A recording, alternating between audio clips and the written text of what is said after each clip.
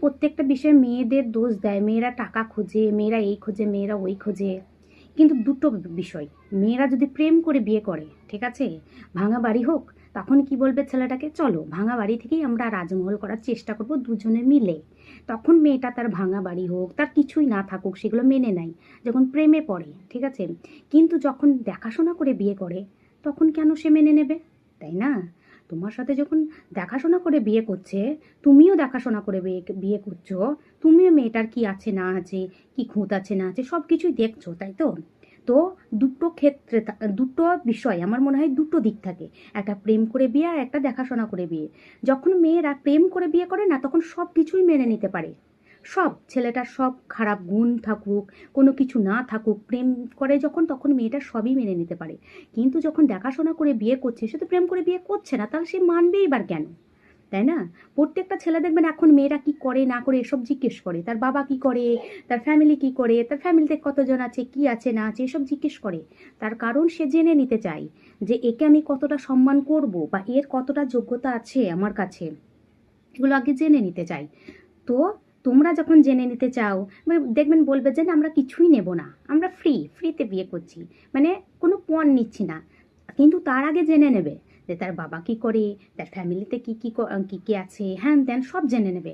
তার মানে বুঝতেই তো পারে যে এখনকার যুগে তো ও যদি ভালো ঘরের বড়লোক ঘরের মেয়ে হয়, তাহলে ফ্রি হাতে তো দেবে না, তাহলে এমনি এমনি অনেক কিছুই আসবে আমার বাড়িতে, তাহলে আমি ফ্রি বলবো। তো আমার মনে হয় ফ্রি বলাটাও, মানে ওরা ফ্রি তুমি বলছো, কিন্তু তোমাকে বলতে হবে যে একটা টাকাও নেব না, একটা সোনার জিনিসও নেব না, একটা কানেরও নেব না, একটা নাকেরও নেব না, একটা ফার্নিচারও নেব না, তবেই তো ফ্রি বিয়ে, তাই না?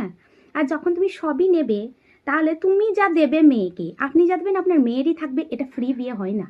এটা ফ্রিতে বিয়ে কি হচ্ছে, বিনা পণে বিয়ে তো হচ্ছে না। কারণ একটা পণ দিয়ে তারা চেয়ে ফেলে যে হ্যাঁ এই লাগবে, এটা জানা থাকে যে আমি এই দিয়েছি তারপর বিয়ে দিয়েছি। কিন্তু যখন বলে যে না আমাদের কোনো পণ নেই, আমাদের কোনো দাবি নেই, তো তখন তুমি বলে দাও যে আমি একটা নাকেরও নেবো না, আমি একটা কানেরও নেবো না, একটা শাড়িও নেবো না, কিচ্ছু নেবো না, সব আমি দিয়ে বিয়ে করব, সেটাকে বলে বিনা পণে বিয়ে। তো এখনকার যুগে ছেলেরা বা ছেলের বাড়ির লোকেরা বা ঘটকরা এটা ভালো করেই জেনে যায় যে কেমন ফ্যামিলি, আগে দেখে নি, যদি বড়লোক হয় তো অলরেডি মেয়েকে অনেক কিছুই দেবে, আমাদের চাওয়ানোর দরকার নেই। শুধু এটা বলবে যে যা দেবেন আপনার মেয়েরই তো থাকবে, আপনি সোনা দিলে আপনার মেয়ে পড়বে, আর আপনি সোনা না দিলে আপনার মেয়ে পড়বে না, মানে এরকম ধরনের কথা বলে ফেলে। যে মনে করে যে আমরা কোনো তো দাবি করি না, আমরা বিনা পণে বিয়ে করেছি। আর যারা পণ করে তারা লোকের চোখে এমনিতেই খারাপ হয়ে যায়, যারা পণ নিয়ে বিয়ে করেছে। কিন্তু পণ নিয়ে বিয়ে করা আর ওই বিনা দাবি বিয়ে করা যারা করছে, তার সেম টু সেম একই পরিস্থিতিতে আছে। এরা মুখে বলে আর এরা মুখে বলে